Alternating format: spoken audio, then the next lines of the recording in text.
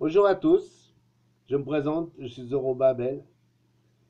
Aujourd'hui, je vais vous parler de l'alcool, un sujet qui malmène un maximum d'entre vous. Est-ce qu'on doit boire de l'alcool ou est-ce qu'on ne doit pas boire de l'alcool? Alors, il y en a il y en a un maximum qui dit oui, mais Jésus a bu de l'alcool, il n'y a pas de problème. Jésus a bu de l'alcool, c'est marrant, on dirait qu'on n'a pas la même Bible entre vous et moi. Et Jésus ne peut pas boire d'alcool étant donné qu'il est un saint, il est le saint de Dieu pour venir sauver l'humanité. Donc je ne vois pas comment Jésus il peut boire de l'alcool. Lui qui est venu nous montrer le chemin, comment il vient nous montrer le chemin des alcooliques, on est des pochetrons, c'est-à-dire que on boit de l'alcool. Non, mais Dieu ne veut pas que je boive de l'alcool. Dieu, et moi je ne suis rien du tout, je ne suis qu'un simple pasteur, et Dieu ne veut pas que je boive d'alcool, il veut que je sois sobre, lucide, saint d'esprit. On va voir dans une référence, par exemple, Luc 1, verset 15 en tout cas, je crois. Euh, L'ange parle à Zacharie et il lui dit, Zacharie, ta femme va enfanter un fils et ne boira ni alcool, ni vin et ni cervoise et il sera saint et grand devant Dieu. C'est-à-dire que Jean, il n'avait sûrement pas la hauteur de Jésus. Et pourtant, euh, il ne boit pas d'alcool, c'est-à-dire que Jean qui sera grand devant Dieu ne boira pas d'alcool, mais Jésus, il est 100 fois plus grand, 1000 fois plus grand, 1 million de fois plus grand que Jean. Il ne peut pas boire d'alcool, c'est-à-dire que Jésus ne peut pas venir en nous donnant cet exemple de l'alcool. Par contre, voilà, j'ai relevé quelques petits passages. Donc le proverbe 23, dans le proverbe 23 que vous allez lire, hein, vous le lirez chez vous, voilà ce que je peux lire. Car il est comme les pensées de son âme, mange et bois, te dira-t-il, mais son cœur n'est point avec toi. Verset 19, écoute mon fils et sois sage, dirige ton cœur vers dans la voie droite. Ne sois pas parmi les buveurs de vin, parmi ceux qui font excès des viandes. Pour qui les a, pour qui les hélas, pour qui les disputes, pour qui les plaintes, pour qui les blessures sans raison, pour qui les yeux rouges, pour ceux qui s'attardent auprès du vin, pour ceux qui vont déguster du vin mêlé. Ne regarde pas le vin qui paraît d'un beau rouge, qui fait des perles dans la coupe et qui coule aisément. Il finit par mordre comme un serpent et piquer comme un basilic. Oh, c'est effectivement, c'est beau le vin, hein, l'alcool. On va continuer un petit peu. Verset 31. Ce n'est point au roi Lemuel. Lemuel, ça veut dire voué à Dieu. Ce n'est point au roi Lemuel, ce n'est point au roi de boire du vin, ni au prince de rechercher des liqueurs fortes. Donnez des liqueurs fortes à celui qui périt, et du vin à celui qui a l'amertume dans l'âme, qu'il boive et oublie sa pauvreté, et qu'il ne se souvienne plus de ses peines. Voilà, c'est pour qui le vin? C'est pour ceux qui ont la misère dans l'âme, pas pour les enfants de Dieu qui sont joyeux et tellement différents des gens du monde. Je n'ai pas besoin d'alcool. Déjà, Dieu me défend de boire de l'alcool parce que je dois être saint. Donc, on est tous pareils. Les élus ne boivent pas d'alcool. Ceux qui boivent de l'alcool, c'est les gens du monde, ceux qui ont l'amertume dans l'âme. Ésaïe 5, verset 11 et verset 22. Malheur à ceux qui, de bon matin, courent après les boissons enivrantes, et ceux qui, dans les nuits, sont réchauffés par le vin. Malheur à ceux qui ont de la bravoure pour boire du vin et de la vaillance pour mêler des liqueurs fortes. Jérémie 35, 6. Mais ils répondirent, nous ne buvons pas de vin, car Jonab, ça veut dire que Dieu force, fils de Récab, notre père nous a donné cet ordre. Vous ne boirez jamais de vin, ni vous ni vos fils. Voilà ce que Dieu, donc, Jonab, ça veut dire que Dieu force, donc, ceux qui appartiennent à Dieu, ils ne boivent pas de vin et de liqueur forte. Regardez dans Osée 4, le verset 11, la prostitution, le vin et le mou font perdre le sens. Il est bien, Romains 14, il est bien de ne pas manger de viande, de ne pas boire de vin et de s'abstenir de tout ce qui peut être pour ton frère une occasion de chute, un scandale ou une faiblesse. Les gens maintenant me parlent par rapport à Jésus quand dans Jean 2, quand il a changé l'eau en vin. Effectivement, on a vu dans Jean 2 que Jésus, aux noces de Cana, il a changé euh, le vin, l'eau en vin. Qu'est-ce que ça veut dire cette métaphore? C'est une métaphore qu'il nous a donnée. C'est un exemple de choses. Ça ne veut pas dire qu'on se postronne qu'à la place de l'eau, on peut boire du vin. Ça veut dire qu'en fait que le sang, donc le vin ancien, il n'y avait plus de vin ancien. Le sang, ça représentait. Donc ce vin, on a vu dans Deutéronome 32, verset 14, qui dit tu as bu du sang, du raisin, le vin. Donc on a vu que le sang du raisin, c'est le vin. Quand on voit dans justement donc qu'il n'y avait plus de vin, le vin ancien n'était plus, et qu'en fait il a mis de l'eau dans les cruches, et puis de là quand ils ont servi, c'était du vin qui était au top niveau, hein, autrement meilleur. Ça représente le sacrifice de Jésus. Donc l'ancien vin, ça représente l'ancienne alliance avec le sang des animaux. Donc on a vu dans Deutéronome, le sang c'est le jus de raisin. Donc l'ancien vin qu'il n'y a plus pendant les noces de Cana, c'est l'ancienne alliance avec les sacrifices animaux. De là, on remplit les cruches d'eau, c'est le baptême. L'eau, ça représente le baptême. Et de là, on sort et on a vu du vin nouveau. Le vin nouveau qui est meilleur que l'autre, c'est la nouvelle alliance avec Jésus. C'est le sang de Jésus qui est meilleur que le sang des boucs, on va dire. C'est ça que ça représente. Ça ne représente pas que tu peux boire du vin. Toute la Bible te dira de ne pas boire d'alcool, de ne pas boire de vin. Le vin, c'est pour les losers. C'est pour ceux qui ont l'amertume dans l'âme et qui sont perdus, on va dire. On a vu maintenant, quand on regarde bien, on va lire la Bible, on va s'apercevoir que Noé, par exemple, il a bu de l'alcool et il s'est découvert dans sa tente. Et il a maudit son fils Cham, je crois, parce qu'il l'avait vu à poil. De là, Lot, quand on a vu encore un désastre même de ce que peut faire le vin. Lot, il a forniqué avec ses deux filles. Et je veux dire, voilà, le vin, c'est pas bon. Ouais, c'est pas bon. Et il est clair que le verset clé, c'est-à-dire qu'après, c'est vrai qu'on pourra expliquer 150 millions de fois aux gens la même chose qu'ils ne pourront pas comprendre parce qu'en fait, ils appartiennent pas à Dieu. Un élu ne boit pas d'alcool. Un élu ne boit pas d'alcool. Un élu ne mange pas de viande. Parce qu'il ne fait pas couler le sang, parce qu'il est saint. Parce qu'en fait, c'est comme ça le millénaire dans lequel on rentre dans une sainteté. C'est-à-dire que Jésus, il a aboli la mort. Donc je ne vois pas comment Jésus a aboli la mort, que moi j'habite en Jésus, je fais partie de son corps, Jésus habite en moi et moi en lui, Dieu habite en moi et moi en lui. Nous sommes un avec Dieu et Jésus. Comment que Jésus qui a aboli la mort peut faire couler du sang? C'est impossible, effectivement. Ça me paraît assez illogique comme raisonnement. De la même manière que si moi qui suis rien du tout, Dieu me dit tu ne bois pas d'alcool, il ne peut pas dire à Jésus bois de l'alcool, montre l'exemple de l'alcool. Jean qui était juste, qui venait pour annoncer Jésus, il sera grand devant Dieu et ne boira pas d'alcool. Donc en fait, celui qui ne boit pas d'alcool sera grand devant Dieu. Celui qui est consacré à Dieu et qui ne boit pas d'alcool, Dieu le verra, Dieu le fera grandir et il le verra grand. Mais mon ami, si tu aimes te pochetronner, si tu aimes même sans te pochetronner, si tu aimes boire ton alcool, ton petit vin à table, tu ne vois pas de mal à ça. Écoute, mon ami, je t'assure que tu n'es pas un élu. Un élu ne boit pas d'alcool. Un élu ne mange pas de viande. Parce qu'un élu ne peut pas tuer un animal pour le manger. Et quand tu le fais tuer par ton boucher, tu es le même assassin que si tu le tues toi-même. C'est parce que tu n'as pas le cran, mais sinon tu le ferais toi-même. Donc voilà tous ces petits détails qui rendent notre perfection. Voilà, moi je souligne les petits détails de perfection. Comment faire? Je suis là. Moi, Zorobabel, c'est celui qui reconstruit le temple. En l'occurrence, le temple de 2000 ans, il était physique. Et aujourd'hui, le temple actuel, la Jérusalem céleste, ça représente, c'est spirituel.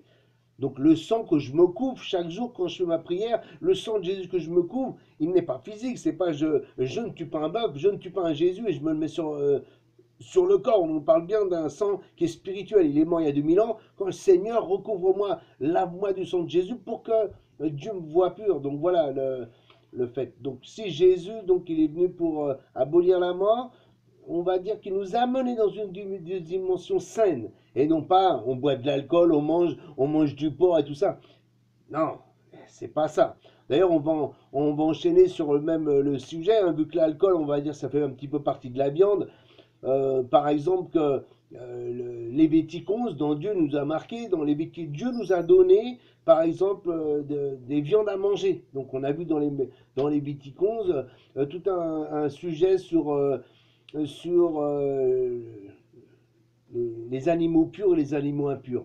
Maintenant, effectivement, qu'on va voir dans la Bible où il y aura marqué il n'y a pas de problème, tu peux manger, il n'y a pas de problème, rien n'est de problème de rien du tout. Hein. D'ailleurs, quand on regarde dans Romains, dans la Nouvelle Alliance, il n'y a rien, aucun problème. Mais sauf qu'il faut voir de qui ça vient. De qui viennent ces écrits? De qui viennent qu'il y a marqué que tous les animaux impurs pour celui qui croit impur?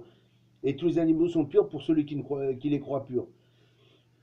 Ce que je veux dire, c'est que Dieu nous a donné, écrit par son doigt, il nous a donné les 10 commandements. Dans les 10 commandements, il nous a donné donc des ordonnances de loi qui sont donc les Lévitiques, Deutéronome et les Nombres, qui sont des Lévitiques qui sont pour nous mener dans une sainteté, c'est-à-dire que nous qui étions malsains par la chair et par notre éducation charnelle, on va dire, de nos parents qui ne sont pas forcément des croyants et tout ça, donc on était, ou notre, tout simplement, hein, notre gouvernement qui nous mène dans une dimension qui n'est pas avec Dieu, hein, en réalité, hein, le gouvernement, il appartient au diable, c'est le diable, hein, c'est Babylone, c'est César, tout ça.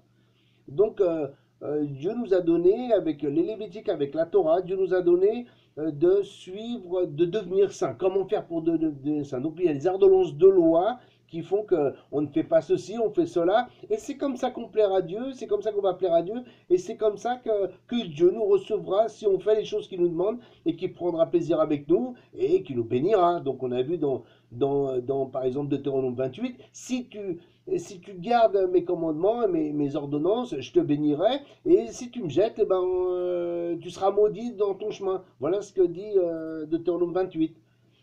Donc on a vu, par exemple, que Dieu nous a donné dans Lévitique, euh, Dieu nous a donné dans Lévitique des, des animaux purs et des animaux impurs. Quand je lis, par exemple, maintenant, voilà, je l'ai sous les yeux, quand je lis 1 Corinthiens 10, mangez de tout ce qui se vend sur le marché sans vous enquérir de rien par motif de conscience. Je veux te dire, les gens me disent oui, mais sur le marché, à cette époque, il n'y avait pas de porc. Et je suis désolé, au temps de Jésus, le marché il était envahi par les Romains, c'est-à-dire par César, où il n'y avait pas de porc. Bien sûr qu'il y avait du porc, parce que Jésus il a même mis les esprits des démons, il les a mis dans des pourceaux qui se sont jetés de la falaise. Donc effectivement, il y avait bien des porcs. Et comme c'était un monde de Babylone qui était autour de là, qui avait été longtemps, le peuple de Dieu, il y a longtemps qu'il avait jeté Dieu en vrai. Hein. C'est-à-dire que c'est pas parce que Jésus est venu parce que le peuple était perdu. Donc le peuple était perdu, les nations avaient envahi Israël parce que Israël ne suivait pas les ordonnances de Dieu. Comme Israël ne suivait pas Eh ben, le temple il a été détruit, et puis en fait ils ont été menés en exil et tout ça à cause de la désobéissance, à cause qu'ils ont mis des statues de partout et qu'ils ont fait n'importe quoi. Donc quand je lis maintenant dans Romains 14, 21, dans 1 Corinthiens 10, que de manger tout ce qui se vend sur le marché, excusez-moi, moi personnellement, je ne mange pas tout ce qui se vend sur le marché. Je ne mange pas de crevettes, je ne mange pas de boudin, et je ne mange pas de porc, parce que Dieu il a dit que c'était des animaux impurs. Mais en plus de ça, c'est-à-dire que il faut comprendre que, par exemple, il y a marqué que notre prière même est une abomination. C'est-à-dire que je vais vous retrouver le sujet là. On a vu par exemple dans le Proverbe 28, nous lisons que celui qui détourne son oreille pour ne pas écouter la loi, sa prière même est une abomination. Donc, on voit bien la nécessité de suivre les ordonnances de Dieu et de ne pas faire n'importe quoi. Ce que je voudrais vous dire, c'est que Dieu nous a donné des ordonnances. des ordonnances qu'on ne pourra pas changer, qu'on- que Jésus n'est pas venu pour abolir rien du tout. Et Jésus n'est pas venu pour abolir la loi de Dieu, et Jésus est venu pour nous apporter la parole de Dieu. La parole de Dieu elle a été donnée à Moïse, et Jésus nous est venu nous porter la parole, améliorée, on va dire, parce que en fait, Jésus nous est venu nous mettre plus en perfection par rapport à Moïse. Donc, avant, avec Moïse, on sacrifiait des animaux et on n'était pas parfait avec les animaux, le sacrifice des animaux. Donc, Jésus, par son sacrifice, nous a rendus parfaits. Et on a vu que le fait qu'il ne fait plus couler de sang, par exemple, il pardonne. C'est-à-dire que là où il y avait du sang, Jésus nous pardonne. Donc on a vu qu'il nous a menés. Mais il n'est pas venu, en aucun moment, il est venu pour changer la loi ou les choses. C'est le sacrifice qui est fini par rapport à Jésus. Mais il n'est pas venu abolir. Il y a marqué, dans Matthieu, il y a marqué juste que le ciel, les cieux et la terre passeront, pas un trait de douane sera aboli. Donc je veux dire, on ne va pas enlever, surtout que c'est pour nous rendre saints, c'est pas des choses. Maintenant, on ne parle pas des pains, des pains de proposition, on ne parle pas des sacrifices ou alors de la circoncision, car ça, c'était des choses qui étaient pas en rapport avec la nouvelle céleste, avec la Jérusalem céleste, c'était en rapport avec les Juifs au temps de Moïse. Après, quand Jésus il est venu, on n'a plus d'accès, on n'a plus de rapport, on n'est plus mêlé avec un aspect extérieur. Par exemple, la circoncision c'est charnel, avec Jésus c'est spirituel, les choses, on devient plus fort par le spirituel. C'est-à-dire que les choses ne sont plus physiques, il y a bien marqué que la loi c'était l'ombre des choses à venir. Mais ça ne veut pas dire qu'on enlève la loi, je veux dire, on va enlever toutes les parties charnelles, c'est-à-dire comme Jésus est pour le sacrifice, maintenant son sang il est spirituel, il nous recouvre, on n'a plus besoin de la circoncision parce que la circoncision, on l'a vu dans Jérémie, c'est la circoncision du cœur, donc c'est un petit peu différent, mais ça reste là, je veux dire, je ne mangerai pas de porc. Celui qui mange des porcs, il y a bien marqué que celui qui on n'emmène pas une abomination à l'intérieur de sa maison. Il y a marqué dans les Léviticos que tous ces animaux impurs, ce sont une abomination. Vous les verrez comme une abomination. On ne mange pas de porc, on ne boit pas d'alcool. L'enfant de Dieu ne mange pas de porc et l'enfant de Dieu ne mange pas de porc et ne boit pas d'alcool. L'enfant de Dieu est saint car Dieu est saint et Jésus était saint. L'enfant de Dieu aujourd'hui, c'est-à-dire que on rentre dans un millénium où on n'y aura même plus de mort. On a vu par exemple que la mort sera abolie, le sang, Jésus a vaincu la mort, et on a vu que dans Isaïe 66, en l'occurrence, celui qui immole un bœuf, c'est comme si il tuerait un homme. Celui qui sacrifie un agneau, c'est comme si il romprait la nuque d'un chien. On a vu maintenant, voilà, alors, celui qui présente une offrande est comme celui qui répandrait du sang de porc. Celui qui brûle de l'encens est comme celui qui adorerait des idoles. Tout cela se complaisent dans leur voie et leur âme trouve du plaisir dans leur abomination. Et on a vu donc que leur prière même est une abomination à tous ces gens-là, dans Proverbe 28. Donc il ne faut pas se laisser maintenant, comment dire, séduire par le monde nous séduit, le monde il nous manipule pour qu'on s'écarte de Dieu. Voilà, écoutez, Ésaïe 66, les fins d'Ésaïe, c'est ce qui nous mène dans le millénium. On a vu par exemple que le bœuf couchera, enfin que l'agneau couchera à côté de lion et le lion ne bouffera pas l'agneau. On a vu que le serpent sera à côté du bébé et il ne le piquera pas. C'est-à-dire qu'en fait, la mort n'existe plus puisque la mort, Jésus l'a vaincu. Là, aujourd'hui, on est encore charnel, mais quand on va passer dans le millénium, on va changer de dimension. C'est-à-dire qu'on va monter dans le ciel et de là, on va venir gouverner. On va changer de dimension. On ne sera pas la même nature que nous sommes aujourd'hui. Puisqu'il y a marqué que celui qui mourra âgé de 100 ans sera jeune. Le méchant qui mourra âgé de 100 ans sera jeune. Alors que nous, on vit 80, à peine 100 ans, dire, on est des vieillards. Alors que là, celui qui mourra à 100 ans sera jeune. On va vivre comme au temps des patriarches, des 500 ans et tout comme ça. Donc voilà cette petite étude que je voulais vous montrer. Par exemple, les 10 commandements qui te disent tu ne tueras point, Deutéronome 5, verset 17. Donc on arrive dans un millénium où maintenant il faut savoir se sanctifier, il faut savoir être prêt, il faut savoir comment se préparer pour justement passer la porte étroite du millénium. Et c'est sûrement pas tous ces religieux, toutes ces religions qui nous mènent n'importe comment, qui, mais il n'y a pas de problème, c'est par l'esprit, mais il n'y a pas de problème, Dieu t'a reçu. Ouais, c'est de la salade tout ça. Parce qu'en vrai, Dieu ne reçoit pas tout ça. Et quand on regarde par exemple dans les 10 vierges, il y en a 5 qui se font jeter, elles se font jeter, si elles sont baptisées, parce qu'elles attendent Jésus. Hein. Donc à partir du moment, celui qui attend Jésus, c'est un chrétien, on va dire. Bien que chrétien, ça ne veut rien dire, hein, c'est un mot, ça veut dire des cathos. Mais ce que je veux dire, c'est que celui qui attend Jésus, ce sont les disciples de Jésus. Sur 10 disciples de Jésus qui sont là, il y en a 5 qui avaient l'huile, ça représente l'esprit, ils attendent Jésus, ils sont prêts, hein, ceux-là. Et il y a les autres qui disent, on n'a plus d'huile, on n'a plus d'esprit, mais donne-nous un petit peu. Et les autres, ils disent, bah, allez en chercher, hein. Et quand ils vont en chercher, vous connaissez, hein, les 10 vierges, il y en a 5 qui se disent, va-t'en, je ne te connais pas, arrière, vous qui pratiquez l'iniquité. On a vu aussi dans les talents que ça représente encore des gens, des disciples de Jésus, des élus, les talents. Dieu nous donne des talents. Celui-là, 5, 2 et 1, ça représente de l'esprit, des arts d'esprit. Celui qui avait qu'un, il n'a pas fait fructifier l'esprit, c'est-à-dire il est resté comme ça, il n'y a pas de problème, je suis baptisé, hop, il a continué à manger son petit cochon, boire son petit pinard, et à l'arrivée, Jésus, enfin Dieu, le cultivateur, le maître du champ, il est venu, il a repris le talent, il a dit qu'est-ce que t'en as fait, rien du tout, boum, le liez-le, jetez-le au fer, jetez-le en enfer, au feu. On a vu que ça ne joue pas, c'est-à-dire que Dieu ne nous donne pas le sacrifice de Jésus, les gens ils prennent ça comme un jeu, hein, il n'y a pas de problème, c'est cool, Jésus il est mort pour nous. Mais non, c'est n'importe quoi ça, c'est pas cool. C'est-à-dire que Jésus n'est pas mort pour qu'on vive dans la débauche. C'est-à-dire, en fait, les gens, quand je regarde les chrétiens aujourd'hui, les chrétiens vivent comme avant, comme dans la débauche, hein, sauf qu'ils ont Jésus. Hein, ils vont à la messe le dimanche. Écoutez, c'est de la séduction tout ça.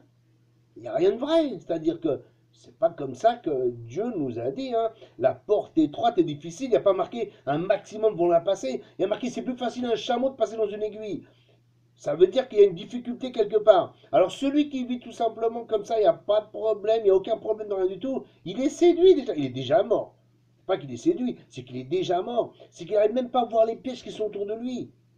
Puisque Jésus t'a dit que c'est plus difficile, c'est plus facile un chameau qu'à toi. C'est-à-dire, tu vois la différence? Allez, je vais mettre un lien en dessous donc pour mettre ces études. Comme ça, vous pourrez les lire avec les versets bien détaillés, ok? Que la paix soit sur toi, sois béni au nom de Jésus. Amen.